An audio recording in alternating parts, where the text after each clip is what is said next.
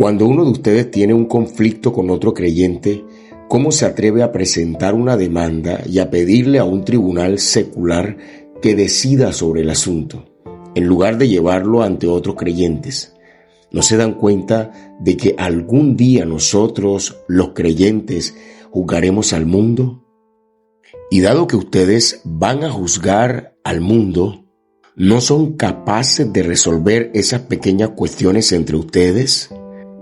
Así que deberían ser capaces de resolver los conflictos comunes y corrientes que ocurren en esta vida. Si tienen conflictos legales acerca de tales asuntos, ¿por qué acuden a jueces que son de afuera y no son respetados por la iglesia? Digo esto para que se avergüencen. No hay nadie en toda la iglesia con suficiente sabiduría para decidir sobre estos temas. En cambio, un creyente demanda a otro justo frente a los incrédulos. El hecho de que tengan semejantes demandas legales unos contra otros en sí es una derrota para ustedes. ¿Por qué mejor no aceptar la injusticia y dejar el asunto como está? ¿Por qué no se dejan estafar?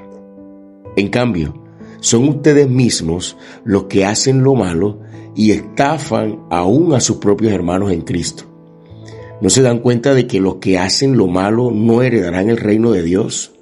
No se engañen a sí mismos.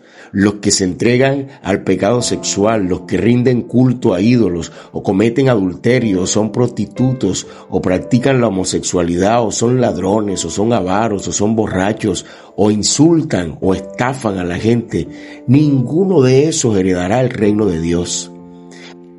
Algunos de ustedes antes eran así, pero fueron limpiados, fueron hechos santos, fueron hechos justos ante Dios al invocar el nombre del Señor Jesucristo y por el Espíritu de nuestro Dios. Primera carta a los Corintios, desde el capítulo 6, versículos del 1 hasta el 11. Hay pecados que no destruyen tu salvación, pero sí destruyen tu alma. ¡Wow! Familia, muy buenos días. Soy el pastor Wilmer Ricardo. Dios les bendiga. Qué alegría encontrarnos otra vez aquí fieles en este caminar diario por la palabra. Hoy seguimos avanzando en Primera de Corintios y entramos en un capítulo que es intenso, es directo, como digo yo, sin anestesia, como Pablo mismo. Así que te invito a ponerte cómodo, a abrir tu Biblia, sacar tu cuaderno de apuntes y disponerte, porque lo que vamos a leer hoy hasta el versículo 11, la primera parte de este capítulo, no es para pasar rápido, es para dejar que nos atraviese por dentro y poder reflexionar en la palabra y crecer. Si recuerdas el capítulo 5 que leímos el día de ayer, Pablo acababa de confrontar a la iglesia por permitir pecados que eran graves dentro de la comunidad, pecados que en vez de corregirlos se estaban normalizando.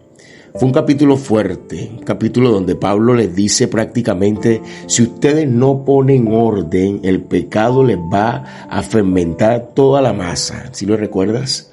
Y es como si ese tono firme de Pablo lo llevara ahora al capítulo 6 que vamos a empezar a estudiar el día de hoy. Pero ampliando el panorama, en este capítulo no solo era un pecado sexual, era el desorden general dentro de la comunidad cristiana. Ahora Pablo arranca este capítulo casi que sorprendido, por decirlo así. Yo lo percibo, no sé si ustedes sintieron el tono un poco molesto, ¿cierto? Como un padre que no puede creer lo que está viendo y les dice: ¿cómo es posible que ustedes, siendo hijos de Dios, estén llevando sus pleitos, sus situaciones, sus chismes, sus resentimientos, sus desacuerdos a los tribunales del mundo? ¿Cómo es posible eso? En otras palabras, tan poca madurez tienen ustedes que no son capaces ni siquiera de resolver sus problemas entre ustedes como hermanos. El tono de Pablo es firme, es pastoral y profundamente decepcionado se le percibe, porque la iglesia, que debía estar mostrando el carácter de Cristo, estaba exhibiendo exactamente lo contrario y justo ante la gente de afuera. Y aquí entra una de las frases más duras, más directas y más necesarias, creo, para nosotros hoy. Pablo les dice que es una vergüenza, así les dice, es una vergüenza que no haya nadie sabio entre ustedes. Se los dice sin anestesia.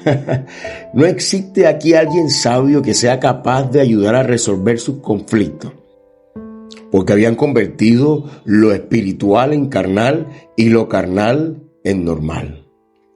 Mientras vas leyendo, te das cuenta de que Pablo no está hablando solo de demandas y de tribunales, no, él está hablando de algo más profundo. Él está hablando de una vida cristiana incoherente, donde la gente se dice que es cristiana, pero vive como si Cristo no hubiera transformado nada. Y por eso no sé si notaste que llega a ese momento donde les enumera una lista de pecados que destruyen la vida. Empieza hablando de fornicación, de idolatría, de adulterio, de homosexualidad practicada, de explotación, de avaricia, de borrachera, de insultos, de estafas. Y luego suelta una frase que corta así, que sana al mismo tiempo. Se la recuerdo, dice, y eso eran algunos de ustedes. Se los dice así, y todo eso que acabamos de mencionar eran algunos de ustedes, pero ya han sido lavados, ya han sido santificados, ya han sido justificados por el Espíritu de Dios. Así termina el versículo 11. Y es donde este capítulo se vuelve profundamente hermoso, porque Pablo no solo confronta, si lo notas, Pablo no solo confronta y lo hace de una manera tajante, cortante, sin anestesia. Ya es la tercera vez que lo mencionamos, ¿verdad? Sin anestesia. Pero Pablo también les recuerda identidad. Ustedes eran todo eso, les está diciendo así. Pero ustedes también han sido lavados. Ahí les está recordando identidad. Sabe, paréntesis, un verdadero líder exhorta, pero te hace saber quién eres tú en Cristo. ¿Estamos de acuerdo? Pablo les recuerda la identidad y les dice, ustedes no son eso que alguna vez hicieron. Ustedes no son lo que el mundo les dijo. Ustedes no son lo que fueron. Ustedes son lo que Dios hizo entre ustedes. Y esto me hace recordar una historia de un pastor que dice que cuando tenía esas giras de evangelismo por el mundo, le tocaba salir muchas veces y dejar a sus hijos en casa, y se iba a las cruzadas. Un pastor muy conocido mundialmente, usado tremendamente por Dios. Y dice, quien está contando la historia en una predicación llamada Cediendo la Antorcha, es el hijo. Dice, en uno de esos momentos en los que mi padre salió a una de esas cruzadas de milagro poderosas, yo sentía ese deseo carnal de probar el alcohol. Así que estaba esperando que mi padre saliera, el hombre de Dios. El padre sale y él saca de su cuarto la botella y se ha llevado una borrachera en el cuarto solito, pensando que su padre iba a regresar a los días. Pero resulta que el padre regresa porque olvidó algo, como por cosas de Dios. Parece ajustada la historia, pero es real. El padre se devuelve y lo encuentra ebrio completamente. Y él está allí, en esa escena, frente a su padre, avergonzado por lo que había hecho y esperando una exhortación fuerte, quizá merecida por el error que él sentía que había cometido. Pero vaya hermoso momento que el padre coloca su mano sobre su frente y le dice estas palabras que dice que marcaron su identidad. Le dice, tú eres un pastor, tú eres un hijo de Dios, tú no eres un borracho. Tremendo. Estoy hablando del hijo de Cash Luna, en una de sus conferencias llamada Cediendo la Antorcha. Tremendo. El apóstol Pablo exhorta a la iglesia de Corintio como un buen padre y no les tapa nada, no le pone maquillaje al regaño. Lo hace con firmeza, ¿cierto? Pero también le recuerda la identidad. Este capítulo es hermoso, pero también nos obliga a mirarnos con honestidad, porque a veces nos olvidamos de quién éramos, ¿sabe? Y peor aún, nos olvidamos de quiénes somos ahora. A veces volvemos a esos patrones antiguos, a pecados viejos, a actitudes que no combinan para nada con nuestra vida y con nuestra nueva naturaleza ahora en Cristo. A veces reaccionamos como antes, hablamos como antes, peleamos como antes. Y Pablo dice, eso ya no eres tú. Quiero que te preguntes hoy con honestidad, con el corazón abierto. ¿Estoy viviendo como la persona que Cristo transformó o como la persona que Cristo rescató? ¿Qué áreas de mi vida reflejan más mi pasado que mi nueva identidad? Responde eso ahí en tu cuaderno. ¿Qué conflictos estoy manejando de forma inmadura, sin sabiduría, sin Cristo en el centro? ¿Qué actitudes he normalizado que no representan para nada la santidad a la que yo fui llamado? Aquí viene lo más fuerte. Este capítulo no solo confronta el pecado, confronta también la inmadurez espiritual. Pablo no dice, ¿por qué pecaron?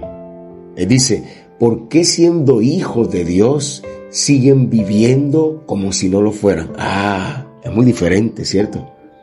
Esa es la pregunta que debemos hacernos nosotros hoy. Y antes de ir a la oración, yo quiero que tomes un minuto y pienses en esta pregunta para tu vida. ¿Por qué si soy hijo de Dios sigo viviendo como si no lo fuera? Yo quiero que reflexionemos mucho en eso. ¿Por qué revivo esas actitudes y esos comportamientos de mi viejo hombre? Si soy una persona restaurada, transformada, permite que el Espíritu Santo de Dios hoy te ayude a entender qué es aquello en lo que debemos cambiar, debemos dejar allá sepultado como viejo hombre, y que es aquello que debo empezar a ejercitarme en el comportamiento como hijo de Dios que soy, nueva criatura, transformado, ¿cierto? Antes de orar, quiero que pienses en todo lo que hemos conversado hoy a través de la palabra de Dios. ¿Qué palabra de hoy, qué frase, qué verso de este capítulo te está llamando más la atención? Es importante que lo plasmes ahí en tu cuaderno, que le pongas pausa si es posible a este devocional y que te permitas escribir y visualizar y leer eso que estás escribiendo para que haya una interiorización y una transformación genuina. Hagamos ese ejercicio, ¿qué tal? ¿Qué te está inquietando en el espíritu en este momento? Escríbelo allí. ¿Qué te está mostrando sobre ti Dios ahora, en este momento de la mañana? Porque la oración que viene, como lo hemos hecho todos estos días, no va a ser una oración ligera. Es una oración donde nos vamos a rendir, donde vamos a reconocer, donde vamos a volver al diseño de Dios. Le vamos a decir, Señor, ayúdame a volver a tu diseño. ¿Qué tal si nos preparamos para ello? Cuando tú estés listo, cuando hayas tomado ya conciencia de este momento en el espíritu, cuando sientas esa incomodidad santa, entonces acompáñame a orar. ¿Estás listo? Ok, vamos a hacerlo juntos. Padre amado, en el nombre de Jesús, Señor, hoy venimos delante de ti con un corazón expuesto, Dios, sin máscaras, sin excusas, sin maquillaje espiritual. Señor, tu palabra hoy nos habló fuerte, nos recordó que no podemos jugar con la gracia, que no podemos pretender caminar contigo mientras coqueteamos con aquello que nos destruye. Hoy reconocemos que muchas veces nos hemos dejado llevar por caminos que no edifican, por decisiones que nos alejan, por amistades que nos enfrían, por hábitos que silenciosamente van matando nuestra vida espiritual. Pero hoy, Señor, estamos delante de ti, Señor, porque tu amor nos sigue alcanzando, porque tu mano sigue extendida y porque todavía, Señor, nos llamas santos. No por lo que hacemos, Dios, sino por lo que Cristo ya hizo en la cruz. Gracias. Gracias, Jesús, porque pagaste el precio que nosotros jamás podíamos pagar. Gracias, Señor, porque nos lavaste, nos limpiaste, nos santificaste, nos justificaste. Hoy te pedimos, Espíritu Santo, que nos des esa valentía para romper lo que nos ata, de cerrar esas puertas que hemos dejado abiertas, de cortar lazos que ya no pueden seguir en nuestra vida. Ayúdanos, Señor, a recordar quiénes somos, pero también, Señor, quiénes somos ahora en Cristo. Libres, perdonados, limpiados y apartados para ti, Señor. Te pedimos que esta palabra no se quede allí, Señor, en la mente, Dios, como un pensamiento bonito, ¿no? Sino que haga una raíz en mi corazón, que provoque cambios reales, decisiones firmes, pasos nuevos, Señor. Arranca el miedo, arranca la vergüenza, arranca la doble vida, Señor, y llévanos a tu verdad. Hoy te entregamos nuestra mente, nuestro cuerpo, nuestras emociones, nuestro tiempo, nuestras decisiones, nuestro futuro, Señor, y declaramos que desde hoy avanzamos contigo, Padre. Caminamos contigo, Señor, y vivimos para ti, Padre amado. Gracias, Dios. Gracias por hablarnos. Gracias por confrontarnos. Gracias por amarnos tanto, Dios. En el nombre poderoso de Jesús. Amén. Wow, familia, si esta palabra tocó tu vida, te habló, te confrontó, como siempre lo hace la palabra del Señor, ¿cierto? Yo te invito a suscribirte al canal, a activar la campanita, dar like para que esta plataforma nos ayude y nos recomiende a más personas. Deja tu comentario también y déjanos saber qué es lo que el Señor está haciendo contigo a través de este tiempo.